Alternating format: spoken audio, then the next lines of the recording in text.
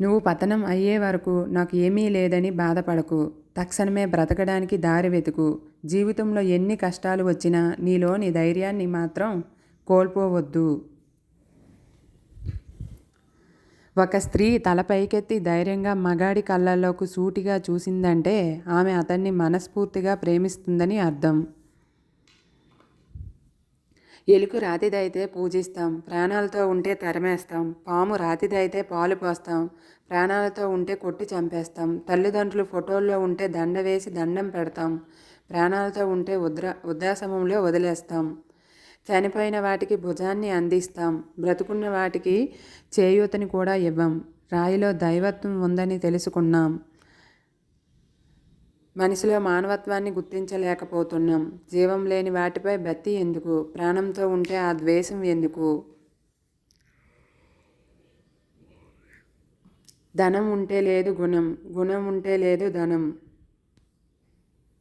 అడవికి పోయినా కానీ రాముడు రాజే, జీవితంలో ఓడిపోయినా కానీ ధర్మరాజు రాజే. వ్యక్తిత్వం ఉన్నవాడికి గెలుపుతో సంబంధం లేదు, రాజ్యంతోనీ పని లేదు. ఉన్నంతకాలం ఒంటరిగా ఉన్న ఎవరైనా రాజే.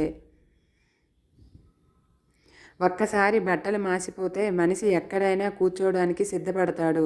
అలాగే నడక చెదిరిందంటే ఎలాంటి పనులు చేయడానికైనా మనిషి సందేహించడు. ఈ పరిస్థితులు నీవు ఎంత వ్యతిరేకంగా ఉన్నా, నీ ఆలోచనలు ఎప్పుడూ కూడా పాజిటివ్గా ఉంటే అవి నీ పరిస్థితులను నీకు అనుకూలంగా మారుస్తాయి. మనిషి తనలోని ప్రేమని ఎంత పెంచుకుంటే అంత మంచి చేస్తుంది, తనలోని ద్వేషాన్ని ఎంత తగ్గించుకుంటే అంత మనశ్శాంతి చేకూరుతుంది. ధనవంతుడు తన ధనంతో మరణం రాకుండా చూసుకుంటాడా? పోనీ బలవంతుడు తన బలంతో మరణాన్ని ఆపుకోగలడా? తెలివిగలవాడు తన తెలివితో మరణం తప్పించుకోగలడా? పోనీ వైద్యుడు తన వైద్యంతో మరణం లేకుండా చూసుకోగలడా? లేదు కదా. ఈ 3-4 ముచ్చట్ల కోసమే ఈ పగలు, ప్రతీకారాలు, ఈర్ష, ద్వేషాలు ఈ భూమి మీద జీవించి ఉన్నంత కాలమే. స్వార్థం వీడి ఇతరులతో సుఖ సంతోషాన్ని పంచుతూ అందరితో ఆనందంగా గడుపుదాం, మంచి మనుషులుగా జీవిద్దాం. పేదవాడికి ఏమీ లేకపోయినా భగవంతుడు ఉన్నాడని ధైర్యంతో బ్రతుకుతాడు. బాగా ఉన్నవాడు ఈ ఆస్తి పోతే ఎలా బ్రతకాలని చేస్తాడు. మీకు చెడు చేసినంత మాత్రాన నువ్వు వాళ్ళకి చెడు చేయాల్సిన అవసరం లేదు, వాళ్ళే చెడిపోతారు. ఎలా అంటే చెరువులో నీటి ప్రశాంతతను ఒక రాయి వేసి చెడగొట్టవచ్చు, కానీ కాసేపు తరువాత నీరు తేరుకొని నిర్మలంగా ఉంటుంది. కానీ రాయి మాత్రం ఎప్పటికీ నీటి అడుగునే ఉండిపోవలసి ఉంటుంది. ఒకసారి పుస్తకం రాయడం పూర్తయిపోయాక అదే పుస్తకంలో మళ్ళీ తిరిగి ఎలా రాయలేమో అలాగే జీవితం చివరి అంకంలో మళ్ళీ అదే జీవితం తిరిగి పొందలేము. అందుకే మీ జీవితం అనే పుస్తకముని ఆత్మస్థైర్యంతో అడ్డంకులను తొలగిస్తూ ఆనందంగా ఊహాగానాలు చేస్తూ ఆహ్లాదంగా రాస్తూ ఆనందంగా జీవించడానికి ప్రయత్నించండి. మనం బాధపడితే ఓదార్చే వాళ్ళు కొందరు, మనం ఎప్పుడు బాధపడతామని ఎదురు చూసేవారు మరికొందరు. మనతో ఏ బంధం లేకపోయినా మనం ఆనందాన్ని తమ ఆనందంగా భావించే వాళ్ళు నోటుకో కోటుకో ఒక్కరే ఉంటారు.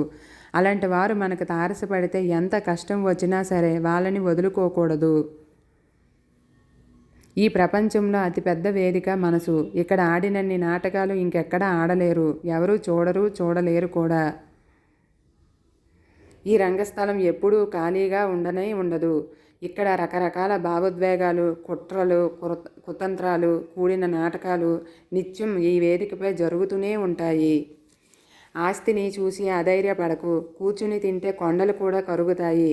అందాన్ని చూసి ఆనందపడకు, పూజకు పనికిరాని పువ్వు ఎంత వీక్షించినా దండగే. చివరకు కళ్ళ ముందు ఉన్నది చూసి ఇష్టపడకు, ఎంత ఇష్టపడినా అందవో. మనకు ఎంత సంపాదించినా బయటపడక నవ్వుతూ నాశనం చేసేవాళ్ళు నీ పక్కనే ఉంటారు. ఆప్తుడు ఎవరు, ఆత్మీయుడు ఎవరు, నింద వేయని బంధువు ఎవడు? కష్టం వచ్చినా నష్టం వచ్చినా నీ వెంటే నిలిచేది ఒక్కటే, అదే నీ నీడ మాత్రమే. ఒక్క బాధ 100 సంతోషాలను దూరం చేయగలదు, అదే 1000 సంతోషాలు కూడా ఒక్క బాధని దూరం చేయలేవు. అందుకే మనం ఆలోచించాలి. ఒకరిని బాధ పెట్టడం క్షణాల్లో పని, అదే సంతోష పెట్టడం మాత్రం మన తరం కాని పని. అందుకే మన మాటలు, పనులు ఎదుటివారిని సంతోష పెట్టేలా ఉండకపోయినా పర్వాలేదు, కానీ ఇతరులను బాధ పెట్టేలా ఉండకూడదు.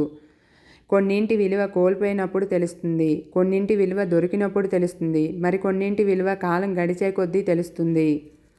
చచ్చాక డబ్బులు తీసుకొని వెళ్తావా అని అంటారు. వాళ్ళందరికీ సమాధానం చెబుతున్నా, చచ్చాక శవాన్ని తీసుకెళ్లేందుకు కూడా డబ్బులు చాలా అవసరము. అవసరాలన్నీ కూడా తీరిపోయాక చేసిన మంచిని మర్చిపోయి కీడు తలపెట్టాలని చూస్తే కాలం సహించదు, ధర్మం ఊరుకోదు, జీవితాంతం మర్చిపోలేని గుణపాఠాన్ని నేర్పుతుంది. అబద్ధాలు చెప్పి ఒకరి మీద నిందలు వేస్తే ఆ క్షణం నీలాంటి 10 మందికి నువ్వు కరెక్ట్ అనిపించవచ్చు. కానీ కాలం నీకు వ్యతిరేకంగా మారే రోజు మాత్రం ఒకటి వస్తుంది. ఖచ్చితంగా 10 మందిలో దోసుగా నిలబడాల్సి వస్తుంది. ఏం లాభం మంచి మనసు లేనప్పుడు, ఎంత డబ్బు ఉండి? ఏం లాభం మంచి బుద్ధి లేనప్పుడు, ఎంత చదువుకొని? ఏం లాభం మంచి సంస్కారం లేనప్పుడు, ఎంత పదవి ఉండి? ఏం లాభం మంచివారన్న పేరు తెచ్చుకోలేనప్పుడు, ఎంత ఆస్తి ఉండి ఏం లాభం? నలుగురు నా అనేవాళ్ళు లేనప్పుడు, 10 మందిలో ఉన్నప్పుడు పట్టింపులు మర్చిపో. నలుగురిలో ఉన్నప్పుడు నవ్వడం నేర్చుకో. ఆనందమైన వాళ్ళతో పంచుకో. కష్టాల్లో ఉన్నప్పుడు కన్నీళ్లను ఓర్చుకో. చేసేది తప్పని తెలిస్తే అలవాటే మార్చుకో. గతం చేసిన గాయాలు మర్చిపో. ముందున్న గమ్యాన్ని చేరుకో. మనిషి జీవితం అంటే ఒక యుద్ధమని తెలుసుకో.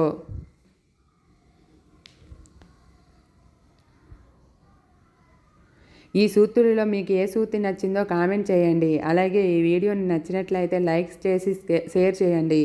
మరిన్ని వీడియోస్ కోసం మన ఛానల్ని సబ్స్క్రైబ్ చేయండి. మీ సపోర్ట్ మాకు మరింతగా ఇవ్వండి. ధన్యవాదాలు.